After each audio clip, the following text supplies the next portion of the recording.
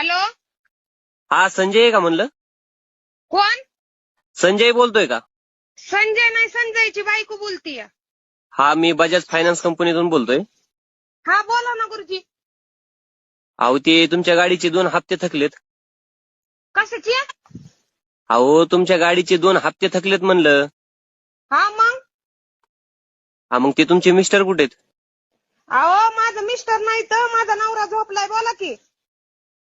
Mister नाही तर नवरा झोपलाय? हा माझा नवरा झोपलाय. मिस्टर काय असतंय ती?